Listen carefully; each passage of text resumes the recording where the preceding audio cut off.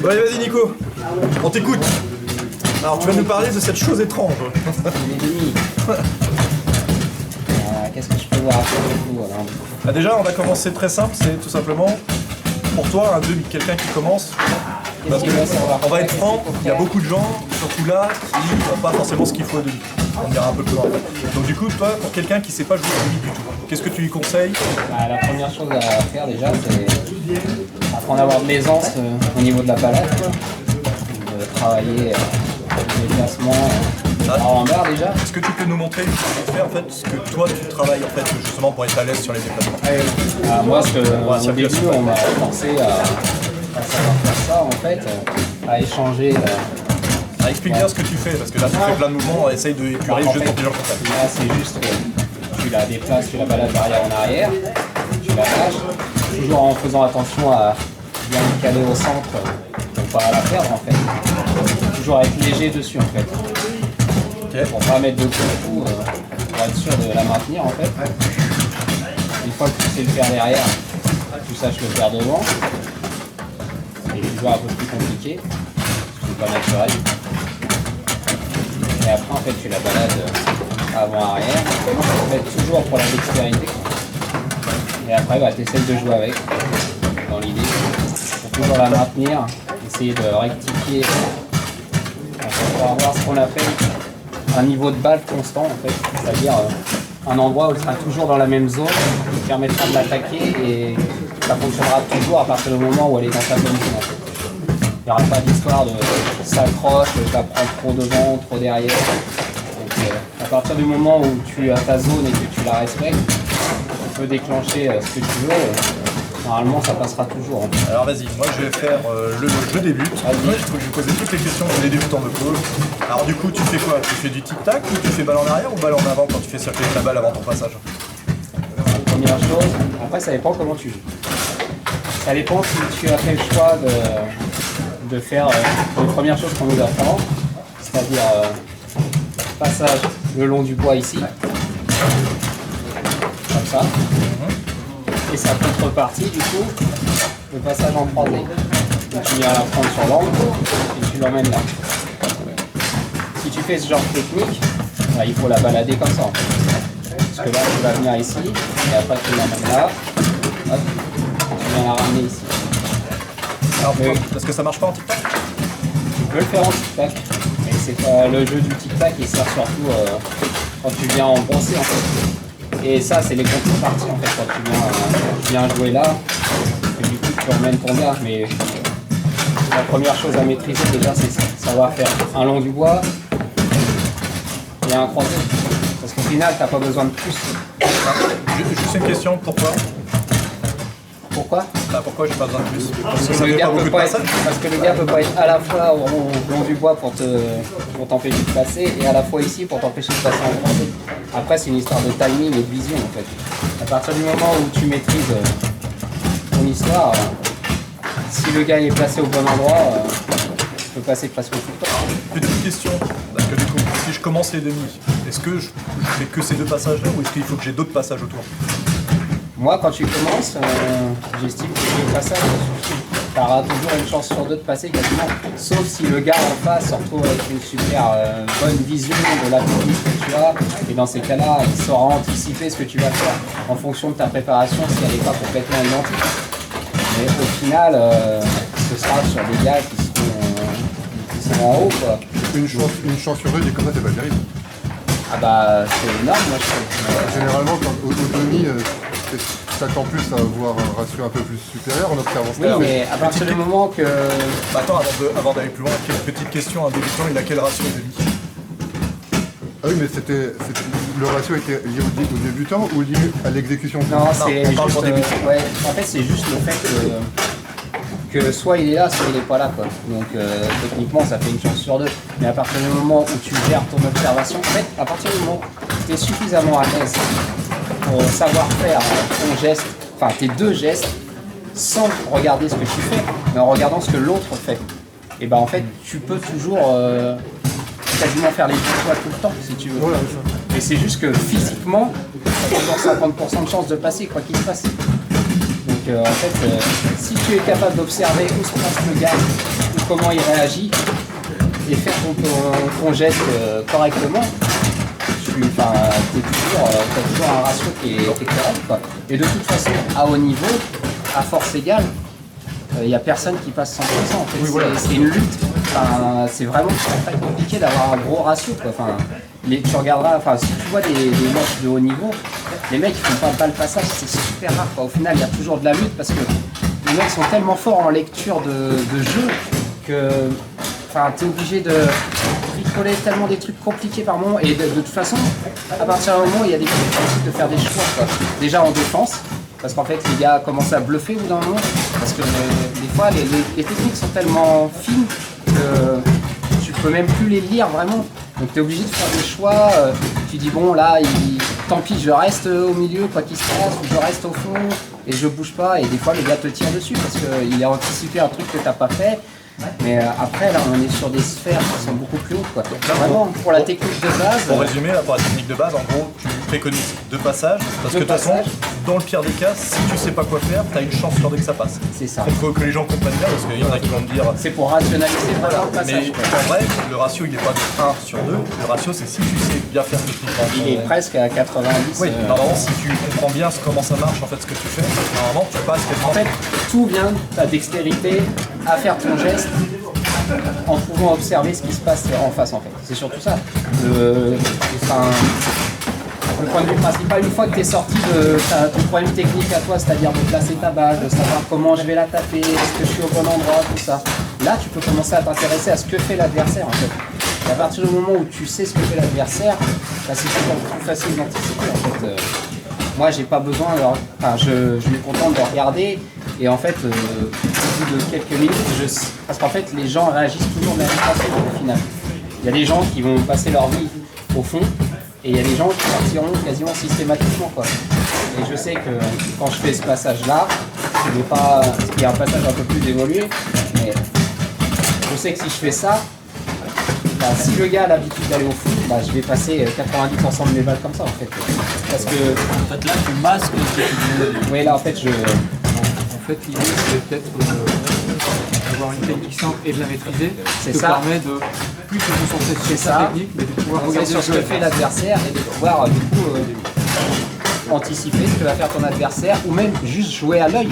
Tu vois, à partir du moment où le mec se freine là, et toi, tu es dans ta zone, tu la glisses le long et c'est terminé, quoi. Donc, et si tu vois qu'il campe, bah, voilà, tu fais tout croiser. À un moment donné, dans ce genre de situation-là, j'ai été longtemps dérangé par les joueurs qui voulaient absolument avoir au réflexe. Oui. Ils restent au bois, donc le bois du coup est complètement bloqué. De fait, ils attendent sur la croisée et ils vont au réflexe vraiment à l'extrait. Et tu sais que du coup, c'est un peu stressant en débutant, puisque du coup, tu es contraint de vraiment maîtriser, bien faire le truc. Alors justement, ça va être intéressant. Ça va être intéressant, du coup, tu préconises quoi pour un débutant qui sait se prendre à chaque fois de vitesse sur un passage? Bah, T'as tes 2 passages, qu'est-ce qu'il faut travailler pour pouvoir passer Ouais, c'est ça, c'est déjà la vitesse du passage. l'exécution, ouais, en elle-même déjà. Et après, malgré tout, il y a des angles. Alors précise un peu, parce que l'exécution, moi ça me parle, mais je suis pas sûr que tout le monde voit un peu de quoi tu veux parler. Qu'est-ce que tu appelles l'exécution? En fait, la technicité de ton geste, de bien Parce que moi, par réaliser exemple, je suis ton geste bloqué au bon moment. tac-tac, que j'arrive pas à mettre la balle vers l'avant. Faut passer la balle sans que ça se voie, quoi, en fait. D'accord, parce qu'en fait, donc toi on est parti, parce qu'on peut passer on passera au tac-tac après pour ceux qui livrent déjà comme ça. Donc en fait, le problème c'est que tu es toujours avec la balle dans cette zone-là, c'est ça? Tu sais pas trop comment la mettre. Je reste comme ça et après, Tu sais pas je fais quoi tu sais pas trop quoi en faire, ok. D'accord. On va revenir sur ce point-là après. Non, mais de toute façon, tout va se rejoindre après. Après, pour l'histoire du croisé, en fait, bah, après, tu as des angles, même dans le croisé. En fait. Ça, toi, tu as un croisé de base qui va passer ici, un peu plus là, en théorie.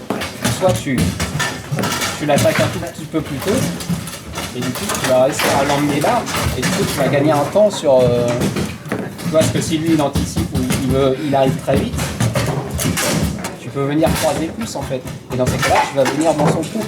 Mais à partir du moment où le gars il veut partir au réflexe, tu peux aller le long du bois, c'est pas un problème. puisque le gars a décidé de partir, à moins qu'il ait un œil hyper avisé, il va partir. Donc dans ce cas-là, tu attends le dernier moment et tu Mais l'envoies c'est quoi le le petit tape que tu fais avant là? C'est pour le. Je sais pas, c'est instinctivement. Ah ouais, non, c'est pas pour le chauffer, c'est pas pour le faire. Non, non, c'est. Parce que si, c'est parce qu'en fait, je viens m'appuyer sur le ressort un petit peu pour être calé en fait. Et sûr d'avoir toujours la même déniement. Ah, Ça c'est bien d'en parler, mais c'est vrai qu'on vous le précise pas tout le temps parce que c'est un truc qui est un peu inné comme tu sais faire. Toujours, même regarde, quand il tire, il se décolle pas du tout. Et ça, en fait, il doit. décolle. Regarde bien, fais-lui un long d'avant, fais-lui une croisée. Il est Regarde. toujours. Regarde le tampon, il se décolle jamais. Et ça, c'est hyper important. Je sais qu'on en parle pas souvent, mais c'est peut-être ça, si vous le faites pas. Voilà. En fait, c'est ce qui les permet gens qui ont de des réflexes. c'est ton repère physique sur la table. C'est là, Et après, t'as tu sais plus que que- si t'es là, si tu la prends au bon endroit, ça va aller Bon moment. Oui. Alors, même un truc, tu vas voir que quand tu te loupes là-dessus, c'est très dur quand tu colles au bois, quand tu tapes sans te décoller, de la croiser de tout. Tu vas voir que tu vas avoir tendance, même quand tu trompes, à être plus dans un zone. Les yeux sont où quand on passe? Ouais, ils sont là. Ils sont là parce que ce qui m'intéresse, c'est où est placé l'adversaire. Parce qu'en fait, Mais une fois que tu es à buter, tu n'as pas d'autre solution que de. T'as déjà décidé en fait. non. À partir du moment où tu maîtrises ton truc, tu peux te permettre d'attendre le dernier moment et de regarder vraiment où en est ton adversaire, quoi. Si je vois qu'il n'a pas bougé de là, bah, tu vas aller là et après si tu vois qu'il bouge un peu, bah, tu lui fais le nom du. Tu vois la balle là, elle est légèrement. Il y a un petit angle.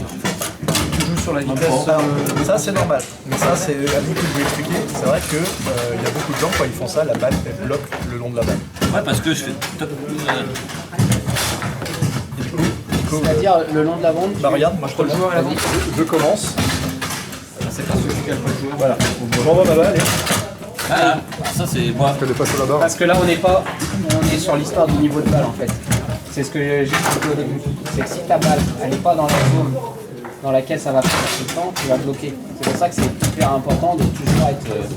En fait, moi ma zone elle est là. Tu sais que si je traîne dans cette zone là, quoi que je fasse, ça va pas trop en fait. Je vais faire suffisamment les choses pour pouvoir l'emmener. À partir du moment où la balle vient trop derrière, tu viens sur la pointe, et là c'est fini. C'est pour ça que c'est super important d'être toujours dans cette zone-là. C'est vraiment dans cette zone-là qu'il faut être à l'aise et toujours précis en fait. Tu vois, ce soit vraiment toujours pareil. alors ça c'est petit point juste technique pour toi. Bon, je pense que ça va intéresser beaucoup de joueurs. Il faut savoir que quand vous faites ça à terre, si tu veux passer ta main droite en fait, tu vois, tu vas te soulever avant pour qu'elle continue à aller droite. Si jamais en fait tu veux, comme tu disais Nico, tu veux la mettre dans une zone un peu plus avancée, dans ce qui est ta zone pour tirer, et ben en fait quand tu vas envoyer sur ta balle, Il donne une plus longtemps avant de lâcher. Regarde, tu veux rouler, bah, tiens, comment tu lui montes au ralenti, regarde, il veut te l'envoyer droit, tu vois, il la lâche quasiment quand il est presque au sommet de la balle, regarde maintenant, il veut l'envoyer devant, tu vois, tu vas devoir rouler, tu vois, il va rouler un peu plus longtemps, pour que, tu vois, le joueur en fait va commencer à aller un peu vers l'avant avec la balle, et se retirer, et regarde la balle. tu as une petite direction avec C'est ça qui me marche. Et après, tu peux même, comme il dit, t'appuyer un petit peu en plus, ça va encore mettre un peu, donc ça va te permettre de rouler encore moins dessus. Et voilà. Mais il faut pas hésiter à. Tu vas voir, plus tu roules sur ta balle et tu la lâches tard, et tu vas voir que plus ta balle en fait elle va devant. Donc ça c'est juste un petit point technique, parce qu'il faut savoir qu'il y a des gens qui débutent et qui ne font pas partie des clubs et qui sont peut-être intéressés par l'équipe. Après, Donc ça, c'était le petit côté. Voilà. Alors tu nous as dit le tic-tac. Tu voulais aussi nous parler Moi, ma base de jeu, en fait, le tic-tac, c'est important si tu veux jouer. Enfin, après, ça dépend de ta sensation aussi, mais si tu veux jouer à l'international ou sur d'autres tables étrangères, il faut savoir faire du tic-tac et de parce qu'en fait, ce qui permettra de jouer sur n'importe quelle table. Donc, le but, c'est d'avoir ça, c'est encore plus important. Du coup, le niveau de balle. Il faut vraiment t'entraîner à jouer avec en fait, à vraiment la mettre là. Tu vois, sans jamais la perdre, en rectifiant toujours. Tu vois là, elle part dans un sens, je lui mets un petit coup dans un sens. Elle part dans l'autre, je mets un coup dans l'autre. Toujours, elle reste avec moi en fait. C'est pour pas te poser la question de où est-ce qu'elle va, tout ça. C'est pour pouvoir, quand tu fais ça, regarder ce que tu fais. Ah, ça c'est le réalisateur de. Ah bah oui, il faut manger un peu de table. Alors, pas forcément. Dans le sens, il faut bien comprendre, il y a plein de gens qui font pas de l'entraînement chez eux. Il y a eu ça. Le problème en fait, c'est qu'au début, c'est dur à faire et du coup, vous le faites pas. Et comme vous le faites pas, c'est le cercle vicieux, moins vous le faites et moins vous en prenez l'habitude. Dites-vous un truc, souvent, minutes tous les jours. moi à Rennes, c'est ce que je leur dis souvent au début, c'est vous allez faire ça aux 2-3 premiers entraînements que vous allez enchaîner, mais après ça vient tout de suite. Parce qu'à force d'en faire, même juste si vous venez juste à un entraînement, tu vois, de 2-3 heures par semaine, ça suffit très largement. Le Ça seul fait truc. combien de temps sur un entraînement de 3 heures 5 minutes, 10 minutes au début Non, quand je te dis que tu viens faire l'entraînement, c'est que tu vas jouer contre les mecs. Tu vas faire ton tic-tac, tu vas la perdre. Tu vas faire ton match, tu t'en fous, t'es à l'entraînement. Vaut mieux perdre ton match à l'entraînement que machin. C'est juste, il faut se forcer à le faire. Tu joues avec les gars, mais tu restes pas tout seul sur ta table. Tu peux prendre un quart d'heure, 20 minutes. Tu peux le faire, c'est bénéfique. Mais si jamais tu es dans un club qui y a plein de monde, tu vois, par exemple, imagine t'es un mec là qui ne fait pas en club et qui va dans des matchs. Tu vas pas t'entraîner tout seul à mettre ta pièce de 2 € pour t'entraîner. Tu vas jouer contre les mecs, mais quand tu vas jouer contre les mecs, bah, il faut te forcer à perdre. Parce que plus tu le feras, dis-toi un truc, et plus vite ça viendra. Et dis-toi un truc, c'est plus tu t'en dégoûteras et plus tu feras autre chose. Et en fait, plus tu en perds, moins tu vis, tu prendras l'habitude de savoir faire. Le tic-tac, on vous l'accorde sur ces becs-là, c'est pas le plus facile. Toujours le plus près du bois possible, du coup. Pardon? Le tic-tac, toujours le plus près du bois possible. Bon, après, ça dépend de. Mais après, c'est pareil, c'est toujours par rapport à ton repère physique ici. Quoi. Tu sais que. Tu vois, moi, il n'y a pas longtemps, je cherchais des solutions pour des gars plus forts. Tu vois, pour des gars qui lisent très bien ce que tu fais. Je me suis posé la question de venir jouer ici, en fait. De faire les mêmes mouvements, mais ici. Parce que les gens ont moins l'habitude de défendre à ce niveau-là. En fait, les gens, ils défendent toujours cette zone-là, jamais cette zone-là, parce que personne ne passe ici, parce que. En fait, t'as pas ton repère physique ici et c'est plus facile en fait. C'est plus une alternative de temps en temps. Ouais, et du coup, moi je me suis entraîné à ça, mais au final, tu perds en stabilité et quand c'est chaud en fait, il faut savoir. Qu'est-ce qui te fait perdre en stabilité? Juste pour les gens qui n'ont pas forcément l'habitude d'être Le fait de plus être en appui toujours ici, en fait, savoir quand tu t'es entraîné 10 ans ici, t'es toujours moins à l'aise dans une autre zone, ça va être plus facile. Faire des amis ou quoi En fait, ça s'appelle rejoindre. Non, oui, C'est pour dire. Quand tu as des habitudes de jeu, en fait, c'est difficile de les changer comme ça. Limite presque, le tic-tac au début c'était un peu dur, mais je trouve que le plus dur au début c'est d'être capable de recevoir la balle. Après, C'est un conseil pour la réception de la balle. Que la réception de la balle c'est presque le plus délicat au départ. Bien joué, parce que moi ça m'arrive souvent que ça remonte par exemple. la réception, c'est. Ce qui est important, c'est d'être hyper léger ici. En fait. Ta barre, tu la tiens quasiment pas. Et le tout, c'est qu'elle soit vraiment dans cette position-là. Léger ou ferme? Pardon? Léger ou ferme? Ah, c'est léger. Parce qu'en fait, il faut qu'elle s'amortisse dessus. Donc limite, tu vois, c'est un petit choc et qu'elle se soulève un tout petit peu, bah, ça te permet de gagner un temps sur l'amortissement. Moi, je sais que tu la tiens quasiment pas en fait. Donc après, elle reste collée quand même. Et peut-être expliquer du coup pourquoi tu te mets systématiquement là et pourquoi tu te mets pas là pour prendre peut-être une énergie d'avance ou quoi. Ça peut être intéressant de justifier ton placement. Pourquoi bah parce qu'en fait, t'as pas besoin de bouger quoi, quand t'es en long du bois. Ça va directement là. Et comme ça, tu peux coordonner ton mouvement de remontée quand tu fais l'autre en fait. Moi, c'est plus facile de partir du bas et de monter dans ce sens-là parce que ça va dans le sens de ta balle. Donc, Du coup, moi je vais regarder gérer ta faire carte l'inverse quoi, oui. Et puis en fait, t'es déjà calé. Donc si t'as rien à faire, c'est déjà en place. Et si vraiment bah, tu passes ici, et bah, tu remontes à ce moment-là. Mais en fait, de toute façon, c'est automatique parce que ta balle elle va partir et toi tu vas partir avec la balle. Et puis l'inverse, juste pour vous expliquer aussi, je rajoute juste un petit grain de sel. N'oubliez pas que vous jouez sur un tapis à ressort. Ce qui veut dire que si vous êtes placé sur la croisée d'apport, quand vous faites le long de la bande, surtout en match, on ne perd pas de temps. Le long de la bande, c'est quelque chose qui doit passer très vite. Donc du coup, ce que vous allez faire, vous allez aller à fond sur le bois très vite. Qu'est-ce qui va se passer? C'est que déjà votre joueur il sera pas stable parce que le ressort va faire que votre joueur va bouger un peu même quand la balle va arriver. Et deuxième, vous allez vous auto-choquer avec le bois. Ce qui n'est pas forcément votre avantage. Donc franchement, je ne vous conseille pas de faire l'autre équilibre. De faire quoi? Bah, de se mettre en fait, je me mets là, Partir du bas vers et je vais chercher la croisée si je suis interdit ou sinon je ne bouge pas si je suis dans la bande.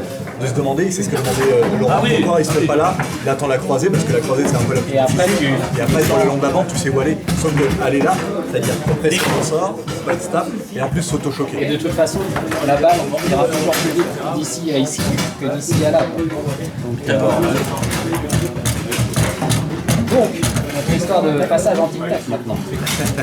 Toujours nos alternatives. Donc là, on n'est plus l'histoire du long du bois, mais on est légèrement décroisé en face du joueur. Alors c'est quoi une décroisée? Parce qu'il y a beaucoup de gens qui ne sont pas habitués avec le jardin. C'est l'inverse d'une croisée pour le coup. La croisée va dans ce sens-là et la décroisée elle va vers le joueur. Le but, c'est vraiment le gars est en face de toi ou un petit peu au-dessus. Et donc, voilà, c'est bon. J'ai accès à ça. L'idée, c'est de venir glisser dessus en fait. Tu viens la pousser. Tu viens la pousser comme ça.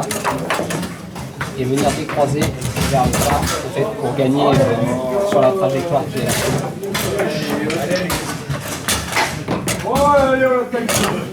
Alors du coup, petite question, pourquoi tu la pousses? Pourquoi tu fais pas comme la croisée de tout à l'heure, tu la tapes pas en coin? Ça veut dire, comment tu vois avec la table? Pourquoi tu la brosses et que tu la frappes pas en coin? Parce que là on est en tic-tac et en fait en tic-tac, au niveau de bas il est un peu plus près et ça te permet de glisser dessus en fait. Et c'est plus masqué au final. Et surtout sur table étrangère, si tu veux passer, tu passes comme ça. Et du coup, ça c'est ta décroisée. C'est la décroisée. Maintenant le gars il en veut plus. Le gars il a dit bon, on est ras-le-bol, je me fous là maintenant, c'est là qu'il pousse, tu remontes. Alors celui-là il est un peu plus technique que les autres, mais c'est le plus efficace en fait. C'est vraiment. Alors moi j'ai l'habitude de passer dessus. Là j'ai pas besoin, hein, parce qu'en fait je suis plus en mode, tu vois, système là quoi. Là on est en mode, soit je suis là, soit je viens là. Le mien il reste en face parce que souvent tu as ça aussi, tu vois. Tu peux jouer tout droit en plus. Dans ce cas-là en fait tu suis plus ou moins la balle et après tu viens la récupérer en fonction de ça. C'est plus l'histoire de je suis calé pour faire mon mouvement, donc du coup tu te positionnes un peu différemment. Et du coup c'est vraiment le plus important. Et c'est le plus dur en fait techniquement parce que. Du coup par contre le mec il est sûr que tu vas pas faire un bois là du coup là. Si tu mets en avant. Non, en fait, déjà, il n'y a personne qui regarde et il s'amuse à regarder. Mais de toute façon, après, c'est toi qui décides. En fait, si tu es là, tu passes là, en fait. C'est juste s'il est ici que tu viens jouer un petit peu au-dessus. Tu anticipes son mouvement. Mais comme je disais tout à l'heure, à partir du moment où tu vas faire ça, il y a plein de monde qui va descendre ici. Et une fois que tu as passé devant ta balle, tu remontes ici et là, tu gagnes quasiment tout. Et après tu peux encore venir, encore, quand le mec est vraiment à fond, tu peux encore venir chercher dans l'angle là. Est-ce que tu as des variantes, des conseils pour le but des demi? En tant qu'alternative évidemment, c'est-à-dire que moi je fais très rarement, je me fais surprendre par certaines personnes qui m'en marquent 4 par match, on ne citera pas. Après moi alors, ça peut servir, hein, mais. Donc c'est vraiment l'alternative. Le problème, c'est que en fait, tu as tendance à sortir de ta technique. Parce que moi, je pars sur des trucs comme ça, en fait, si tu veux. Vraiment, je suis là, et en fait, je la tape là, et je viens la taper ici. Et tu donnes pas la croisée du coup, parce que c'est vrai que souvent, je le fais sans le faire exprès celui-là, où je rate la balle, et tu peux pouvoir faire ça, quoi.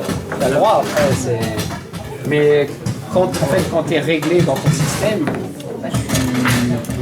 ça rentre pas forcément du truc, quoi. Après, si, ça peut.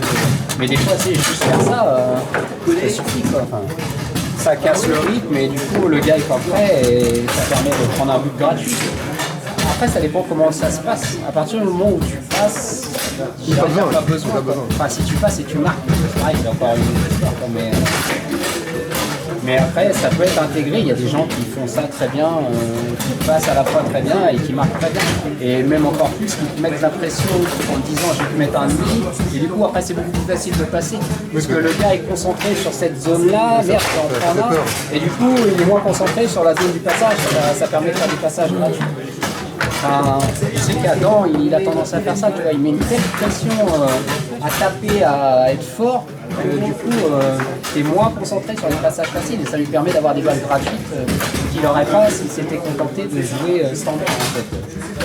Mais après, en fait, si tu veux, dans un premier temps, si tu veux progresser, il faut répéter en permanence les mêmes séquences pour les maîtriser et ensuite les adapter.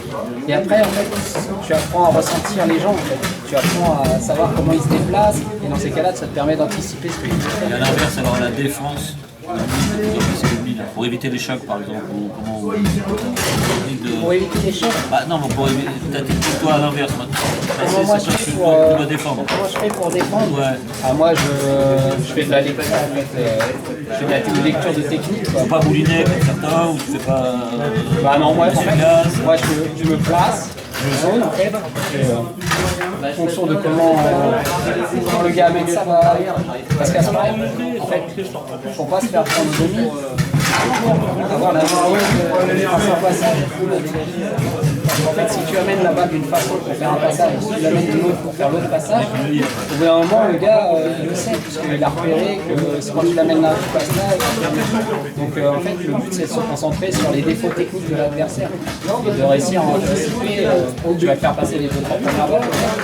Et après, tu vas se dire, ah oui, quand il la met là, il est là, je vois que là, il prépare ça, j'anticipe, ou alors tu peux lui dire, vas-y, je laisse. Si t'arrives pas à lire. Après, si t'arrives pas à lire, bah, tu joues au bluff. Tu retournes à l'école. Ah non, mais il y a des gens, quand ils n'y arrivent plus, bah, ils disent bah, je bouge, ou alors des fois ils restent au fond, ils restent au fond. Alors que moi tu dis, bon, bah, il va forcément bouger au moment où je vais faire le passage. Mais si t'es au fond, tu tires, t'as moins de chance de faire un choc que si t'es là et tu pousses. Après les chocs, en réalité, si tu maîtrises ta barre, Tu peux faire des chocs. peut-être le truc. Et puis ça peut arriver, tu vois, de faire ça. Ça fait partie des réflexions. Si merde, elle passe au fond, je vais au fond. Après, bah, tu fais choc. Si tu enlèves la balle, tu me donnes la balle et c'est terminé. Quand tu respectes le règlement, il n'y a pas de souci. Tu as le droit À quelle force ça fait chier? À partir du moment où tu as une action sur la réception de la balle adverse. En fait. Quelle force il faut pour faire? Des fois, quand tu joues Pro Elite contre Pro Elite, tu fais ça, tu la fais sauter, il y a faute. Hein. Des fois, il la touche même pas. En vrai, les fautes, les trois quarts des fautes, quand on regarde les replays, c'est des fautes de circonstances plus que des fautes réelles. Des fois, c'est des fautes de concept. En fait, il y a eu le choc au moment où il perd la balle. Bah bon, on dit que c'est faute en fait. Mais si tu regardes au replay, tu t'aperçois qu'il perd la balle sans choc. Mais c'est une faute de principe en fait. J'étais en train d'avoir la balle, t'as fait un choc. Donc tu as créé une modification de ce qui allait se passer. Et... Alors qu'en pratique, alors 70% du temps, le choc ne l'aurait pas fait faire la balle. Mais c'est une faute de principe quoi. Une faute de principe. Perdre ou il l'a pas la balle? Il a Il l'avait, elle glisse, elle passe, elle est dans le bois. C'est à l'appréciation de l'arbitre. Ouais, voilà, parce que tu choques, ça va dans le bois, tu choques. Bah, Et tu peux la redemander en fait. Bah, Parce qu'il l'a pas attrapé, on va dire. Oui, mais à partir du moment où tu modifies sa trajectoire, tu as une influence dessus. Parce que si tu n'avais pas touché le bois, elle serait arrivée à un autre endroit et le gars l'aurait eu. c'est très dur à arbitrer en vrai. Hein. Ça dure. Ça dépend le joueur en fait. Des fois, tu as des joueurs qui ont les deux ont un jeu un peu viril. Du coup, le seuil de tolérance de l'arbitre peut varier un peu pour s'adapter au jeu aussi. Et c'est un peu comme l'arbitrage anglais au foot, tu vois, où l'arbitrage change. Ouais, je comprends bien. C'est vrai, mais par contre, ça va être très compliqué à faire. Je devrais pas être arbitre de la vie. Donc voilà, je pense qu'on a à peu près fait le